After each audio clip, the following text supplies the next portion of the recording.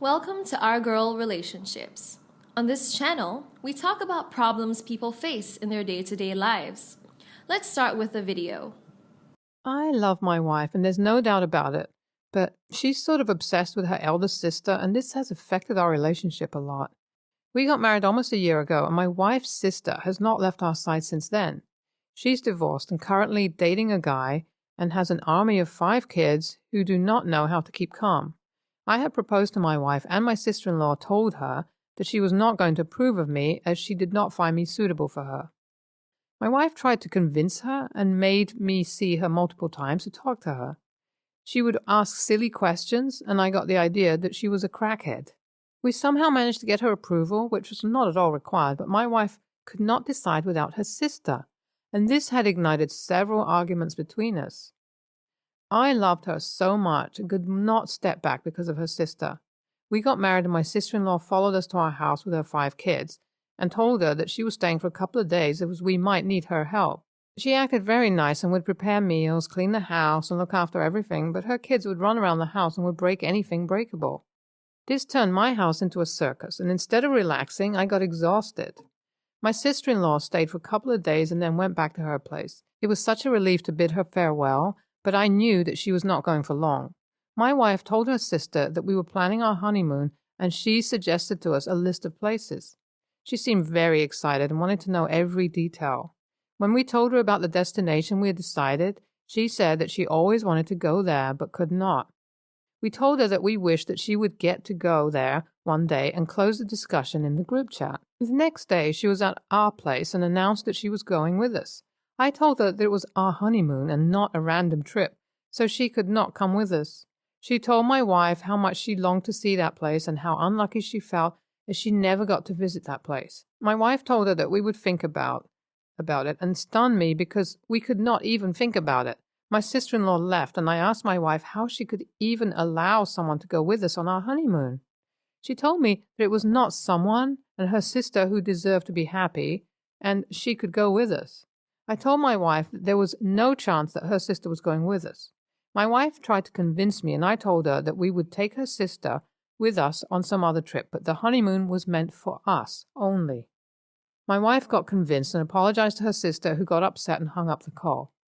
A couple of days later, my sister-in-law visited us again and asked if she could stay at our place while we were away on our honeymoon. We told her that we would tell her if she could stay or not once we had finalized the plan. My wife told me that I had to agree to this as I had already hurt her by not taking her with us on our honeymoon. I could not say anything but was scared that my sister-in-law's kids were going to turn my house upside down in a matter of a few days. We told my wife's sister that she could shift to our place while we would be away on our honeymoon. She didn't even wait for us to leave and arrived the next day with all her stuff and kids. We left for our honeymoon 3 days later, and when we returned, nothing was in its place. My sister-in-law's kids had turned the whole house into a huge mess. It took us a week to clean it up and put everything back in place. We were invited to a dinner party as a couple, and my wife could not stop herself from telling her sister about it. My sister-in-law told my wife that she was also going with us. When my wife told me about it, I told her that it was impossible, and she had to understand that only we were invited as a couple. When my wife told her sister that she could not go, she asked us if we could take her kids with us. I was stunned. I could not understand what sort of a person she was. I told her sternly that only we were invited and no one else was going. This made her upset, and she told us that she would never bother us again. We went to her with a cake after attending the dinner party to make up. My sister-in-law later revealed that she was pregnant and too sick to care for her house and children. My wife became agitated and asked if she could move to our house because it has 2 stories during her pregnancy. I told her that I would never let her sister stay in my house and that if she was so concerned, she could go and stay with her. My wife has gone to visit her sister and is not returning my calls or texts. I'm currently stuck. I went to my sister-in-law's place and talked to my wife. I tried to make her understand that our married life was already being affected because of her inclination towards her sister. I told her that she was rightly worried for her sister, but that never meant that she would not care for anyone else. I convinced her to come back with me. We got home and were having our dinner when my wife started by saying that she could not leave her sister alone and what was the problem if she moved in with us too in the upper story. I told her that I was not used to living in loud sounds and her sister's kids were not chill at all. They would literally run around like crazy and would break everything that would come in their way. My wife told me that we could restrict them to the upper story and she could not leave her sister alone because her sister's kids were noisy. I kept telling her that I could not stay in the same place with those kids. My wife told me that she had an idea, and it was that I could move to my sister-in-law's place and she could come to my house until her delivery. I was shocked to hear that. My wife went on and said that as I did not want to stay with the kids, I could easily stay at my sister-in-law's place while both the sisters could stay together at my place because my sister-in-law's apartment was a single bedroom and could not accommodate that many people in this way so that my wife would be able to take care of her sister. I did not say anything, so there was apparently no problem with that. But why would I leave my place for someone else? I decided not to argue and I just went to my room. The next day, when I returned from my office, my wife had packed my stuff and asked if there was anything else I wanted to take with me. I told her that we had not decided yet, to which she replied that I take too much time to decide things and she could not wait. She told me that her sister was on her way with her stuff and I could leave once that family was here. I still can't believe this, and I'm waiting for my sister-in-law right now. I came to my sister-in-law's place as my wife had switched our houses, but I could not let that happen. I did not want to create any scene at that time, but I thought I had to take a stand and tell them that they could not make me do whatever they wanted to. I decided to file a report against my sister-in-law for trespassing my property and against my wife for assisting her. 2 days later, I went to the police station and I filed a report. I told the cops about the entire situation and asked them to remove all of them from my house. The police went to my house and told my sister-in-law that she was supposed to leave ASAP, and also got my wife out of my place. My wife could not believe that I had reported against them and went with her sister to her place. I didn't try to talk to her and let her go because she had to decide for whom she actually cared. I unpacked my stuff, arranged it, and I had to clean the whole house as the kids had ruined it in just 3 days. My wife called me and told me that I was the worst person in the world, and she never imagined I could be that insensitive. She told me that it was the reason her sister was not approving me for marriage, as she had sensed that I was not responsible at all. I yelled at her and told her that enough was enough, and if it was her sister only who mattered to her, why did she even get married? I told her that she could only come back if her sister understood that she had to respect the boundaries. My wife didn't contact me for a few days and then called to ask if we could meet. I went to see her and told her that I loved her so much and never wanted to react like that, but she pushed me because her sister was just unstoppable. I told her that I wanted her to come back, and she said that she wanted the same. She also said that she would try to draw boundaries and respect them. NTA, OP took so much shit before at last reacting, but that can be justified as he kept trying to avoid his sister-in-law and keep her out of his business, but she did not even know that there was some privacy and limits. I don't get why OP's wife was so dumb and couldn't see that her sister was constantly creating problems. It was OP's wife's duty to tell her sister that she was being nosy and she had to remain out of their lives. NTA, the sister-in-law, was such a bitch. She had no life of her own and wanted to control OP's life by being between them all the time. Why would someone want to go on a honeymoon with a newlywed couple? She then stayed on OP's property and made sure to ruin it. Switching places with OP was ridiculous, and OP's wife agreeing with it was bullshit. Next story. I'm a 31-year-old woman, and I've been best friends with my friend who's 34 since I was 15. She's been married to her husband for 5 years. I've never been his biggest fan. Something about him always seemed off to me, but I never once brought it up or told her my feelings on the matter, as I had no reason to suspect he wasn't above board. Sometimes you just don't like people. It doesn't make them a bad person, and I figured it was just that.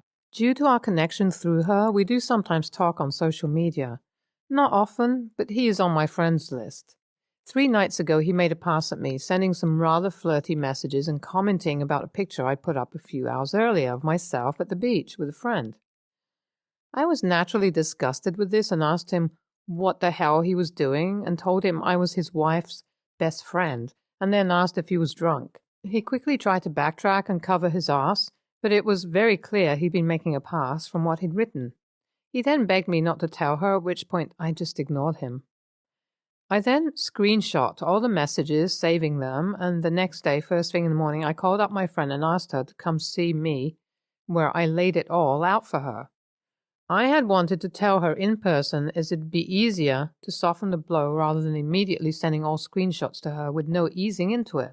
I expected her to be upset, but I was surprised when she got upset with me. She told me I must have led him on in some way to make him think that kind of message was okay, that he'd never do anything like this without being tempted first. I told her I'd never do that to anyone, last of all my best friend, and I pointed out how clearly disgusted I was by what he'd written. I then told her I was worried because if he'd do this to her best friend, what was he doing with women who didn't know her?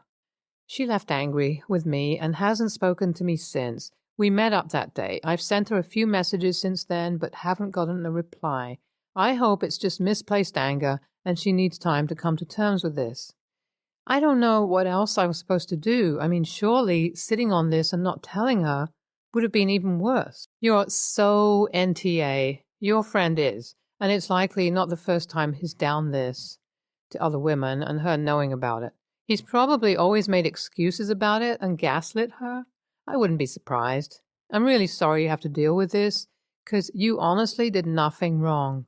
I would 100% want to know if it were my husband. I really hope she comes to her senses and doesn't end up losing you as a friend, because she'll regret it. As someone who was cheated on for years by my first husband, I'd say NTA. I think you did the right thing, but I also understand her reaction. She loves and trusts her husband, and it's incredibly shocking and heartbreaking to come face to face with literal proof of betrayal. Of course, she doesn't want to believe that he would do this unprovoked. This could be a major turning point in their relationship, and you are the catalyst. She may be upset with you for some time, but hopefully she'll come to realize that you acted out of love for her. Give her some time and some space to sort things out, but it would be good to reach out and see how she's doing. Next story. My husband and I have a 12-year-old daughter, Carly. She's an absolutely great kid, and I couldn't ask for better. She's been absolutely great through the global situation, especially when her dad lost his job in aviation. He started as a lorry driver last March, but that is significantly less than our previous income. Carly has some understanding of the situation, but not a full one, because she's only 12. Every year, her school holds a trip for each different year. It takes place at the end of the year, and it's usually given short notice. This year is no different. We were given 3 weeks' notice to hand in the permission slip and payment for the excursion. There have been none since 2019 for obvious reasons. This year, it's to a theme park for my daughter's age group. It was a bit of a shock to us since previous years we were given at least 6 weeks' notice. We had actually started to believe it wasn't happening this year. Carly's birthday is in early July, and we had been saving for that, so we decided to sit down and explain to her that she could choose to go on the school trip or do something with her friends for her birthday. But unfortunately, it wasn't possible to do both. She chose her birthday, but asked why the trip wasn't possible. So I took out pretend money and explained her dad's old income versus it now, and how things had to change. But I also explained that she's a child and she doesn't need to worry, and things will get better again, but for now, money is a bit tight. I didn't tell her any real numbers, just so she doesn't stress. We thought all was well until her teacher called me for a meeting today, and at the time I was like, okay, this is weird. Apparently, the teacher overheard Carly telling her friends about the situation and said it was inappropriate to explain financings and outgoings to a child. To add to that, I put unnecessary pressure on my daughter by forcing her to choose. I was talking to a mom friend of mine about it, and she agreed with the teacher. So, AITA? So NTA. I wish more parents, and specifically my parents, had been more disclosive about money realities. With my parents, it was, no, because I said so. And had they just explained our life situation to me, I was a smart and sensitive child, and I would have been infinitely more cooperative, and I would have learned something important about life early on. This teacher is dead wrong. First, I find it wonderful that you took the time to explain to your daughter the value of money, especially when it's a life skill that she will need. You have given her an education in budgeting, which is extremely relevant and reasonable at 12. What is not appropriate is for her teacher to scold you for your parenting on the topic. While I agree that money matters are an adult concern, you gave her reassurance about the situation, and she is still able to have fun and celebrate.